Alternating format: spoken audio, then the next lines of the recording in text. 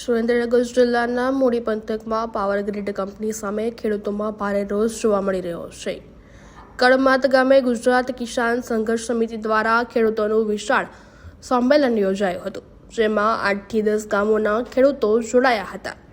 સંમેલનમાં પાલ આંબલિયા, ભરતસિંહ ઝાલા, રતનસિંહ ડોડિયા, મહેશ રાજકોટિયા સહિતના ખેડૂત આગેવાનો હાજર રહ્યા હતા. ખેડૂતોનો આક્ષેપ છે કે પાવર ગ્રીડ કંપની દ્વારા ધમકી, દાદાગીરી અને પોલીસ પ્રોટેક્શન સાથે ખેતરોમાં કામ કરાવવામાં આવી રહ્યું છે. ખેડૂતોએ જણાવ્યું છે કે હાલ ચોરસ મીટર દીઠ માત્ર 382 રૂપિયાનું વળતર આપવામાં આવે છે, જે અત્યંત અપૂરતું છે. કંપની દ્વારા ઊભા પાકને પણ નુકસાન પહોંચાડવામાં આવી રહ્યું છે એવો આરોપ લગાવવામાં આવ્યો છે. ઉપરાંત નક્કી કરેલા કોરિડોરનું પાલન ન થતું હોવાનું કારણે ખેડૂતોમાં વધુ રોષ છે. ખેડૂત આગેવાનોનું કહેવું છે કે વીજ લાઈનો સેવા નહીં પરંતુ ખાનગી કંપનીઓનો ધંધો બની ગઈ છે. જ્યારે 1885ના ટેલિગ્રામ એક્ટ અને 2003ના વિદ્યુત કાયદા મુજબ નોટિસ આપવામાં આવે છે, ત્યારે એ જ કાયદા મુજબ ઓછામાં ઓછું નુકસાન અને વધારેમાં વધારે વળતર શા માટે આપવામાં આવતું નથી એવો પ્રશ્ન ખેડૂતોએ ઉઠાવ્યો છે.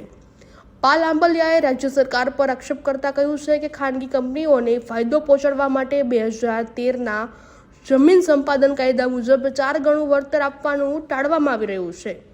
ગુજરાત કિસાન સંઘર્ષ કાયદા સમિતિએ વીજ ટાવર માટે 2013ના જમીન સંપાદન કાયદાનો અમલ, યોગ્ય વળતર, પોલીસ દખલ બંધ કરવા સહિત 12 મુદ્દાની માંગો રજૂ કરી છે. સમિતિએ સ્પષ્ટ કર્યું છે કે આવનારા દિવસોમાં લડત વધુ તેજ બનાવવામાં આવશે. આ જ મુદ્દે આવતી તારીખ 6ના મોરબી કલેક્ટરને રજૂઆત કરવામાં આવશે, જેમાં મોરબી, સુરેન્દ્રનગર, કચ્છ, જામનગર, દ્વારકા સહિત અનેક જિલ્લાઓના ખેડૂતો જોડાય તેવી શક્યતાઓ છે. આજે કડમાત ગામે જે 800 કેવીની લાઇન પાવર ગ્રીડની નીકળે છે, એના માટે કડમાત ગામ અને આસપાસના ગામના ખેડૂતો, એવી જ રીતે અમે અગાઉ જે 765 કેવીની લાઈનો મોરબી જિલ્લામાંથી નીકળે છે, માળિયા હોય, મોરબી હોય, આ બાજુ જામનગર હોય, બધાએ અત્યારે પહેલો અમારો પ્રયત્ન એ છે કે આના 1885 ટેલિગ્રાફ એક્ટ શું છે, 2003નો ઇલેક્ટ્રિસિટી એક્ટ શું છે, 2013નો જમીન સંપાદનનો કાયદો શું છે, 2017થી 2025 સુધીના રાજ્ય સરકારના પરિપત્રો શું છે, કેન્દ્ર સરકારની આ બાબતની એસઓપી શું છે, રાજસ્થાન સરકારે હમણાં જ જે તાજેતરમાં નવી એસઓપી આપી છે એ શું છે, આમાં કેરેલા સરકારનો કેરેલા હાઈકોર્ટનો હુકમ શું છે, આ બધી જ બાબતોને લઈ અને ખેડૂતોમાં નાની મોટી માહિતી આવે, ખેડૂતો સંગઠિત થાય અને જે રીતે દક્ષિણ ગુજરાતની અંદર ગુજરાત ખેડૂત સમાજ, ગુજરાત કિસાન સંઘર્ષ સમિતિએ જે લડાઈ કરી અને ત્યાં 74 લાખ રૂપિયાથી લઈ અને 1,74,00,000 રૂપિયા સુધી 765 કેવીમાં જે જયેશભાઈ પટેલે વળતર અપાવડાવ્યું છે અને નવસારી કલેક્ટરે જે રીતે માર્કેટ ભાવે ખેડૂતોને વળતર આપવાનો હુકમ કર્યો છે, તો નવસારી કલેક્ટર જો હુકમ કરી શકતા હોય તો મોરબી કલેક્ટર કે સુરેન્દ્રનગર કલેક્ટર શું કામ ના કરી શકે? એટલે આ બધી જે ખેડૂતોમાં અજ્ઞાનતા છે એ બાબતે આખી માહિતગાર કરવા માટે અમે આ રીતે 8-10 ગામ ભેગા કરી અને મિટિંગોનું અત્યારે પ્રયોજન કરીએ છીએ. અને હું આપના માધ્યમથી, આપની ચેનલના માધ્યમથી ખેડૂતોને કહેવા માગું છું કે આવતી 6 તારીખે મોરબી કલેક્ટરને અમે એક રજૂઆત કરવા જવાના છીએ, આવેદનપત્ર આપવા જવાના છીએ. તો જે ખેડૂતો મોરબી કલેક્ટરે સવારે 10 વાગે પહોંચી શકતા હોય તો એ લોકો પધારે એવું ભાવભર્યું આમંત્રણ સાથે આહવાન કરીએ છીએ. નમસ્કાર સાથીઓ, હું ખેડૂત આગેવાન ભરતસિંહ ઝાલા.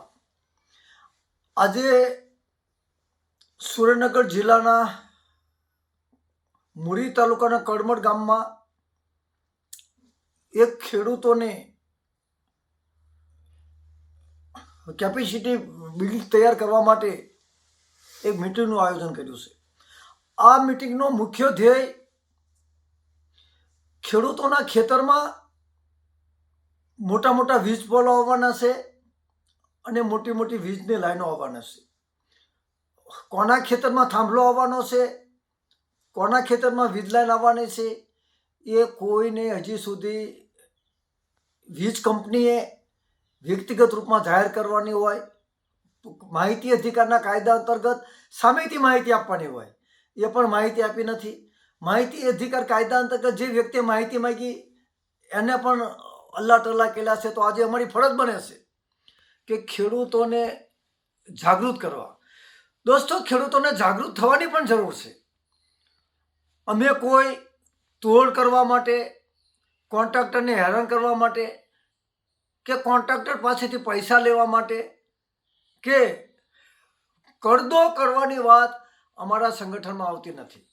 અમારી સ્પષ્ટ વાત છે કે વીજ કંપની, ડેપ્યુટી કલેક્ટર, કલેક્ટર અને સરકાર ખેડૂતોના જેટલા 6 નંબરના 7/12માં નામ હોય તમામની સાથે બેઠક કરે અને હાલની પરિસ્થિતિમાં આપણે એક દેશ એક ખેત, સમગ્ર દેશમાં, ગુજરાતમાં એક સરખું વળતર હોવું જોઈએ. કોઈ ખેડૂતને વધારે આપે છે, કોઈ ખેડૂતને ઓછું આપે છે. નવસારી, સુરત, એની અંદર બુલેટ ટ્રેનમાં કેટલું વળતર છે? તો બુલેટ ટ્રેન કરતાં આમાં જોખમ વધારે છે, તો બુલેટ ટ્રેન કરતાં પણ આમાં વળતર વધારે હોવું જોઈએ. જ્યારે તમને વાત કરું છું કે વીજ કંપની નફો રળવા આવે છે, એ કોઈ સેવા નથી કરતી, અને એ પણ સરકાર પાસેથી લગભગ લાખો કરોડ રૂપિયા કોઈ મદદ લીધી છે. તો આ મારા તમારા ટેક્સના પૈસા તે વીજ કંપનીઓ ચાલે છે. અને દોસ્તો, એક વીજ કંપની નથી, સેંકડો વીજ કંપની જે રીતે કરોડિયો લાળ રાખે ને, લાળ, એવી રીતે તમારા ખેતરમાં કરોડિયાની લાળની જેમ તારના વાયરોને વીજના થાંભલા આવશે. તમારા હાથમાં કંઈ કંકોડો નહીં બચે. અને વીજ પોલ આવશે એટલે એનઓસી નહીં થાય. વીજ પોલ આવશે એટલે તમારી સુરક્ષાનું